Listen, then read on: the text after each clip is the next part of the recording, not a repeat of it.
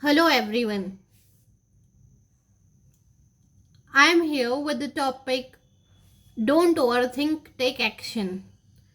So I want to start with an example of my sister. She is in 7th class. And my auntie used to tell him that sit with Didi and sit with me, and she teach you, and she cover all the subjects in 2 hours. I don't tell uh, I don't say her that sit with me whole day, but sit with me 2 hours only. Then whatever want you to do. But she never agrees. She never sit me with me for studies. So what I want to say or what I want to tell is, we think that we have so much time,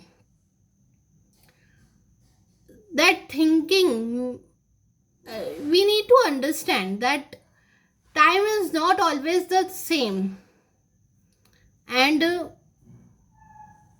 it differs from every stages of life. So I want to say that don't think about time, that is it is less or more. Just because if you think that you have more time, then you will become lazy. And if you think that you have less time, then that thinking will make you panic and worry also about the things which you want to do, or which you want to work for. And worry is not at all good for our focus and our concentration. So don't think about time.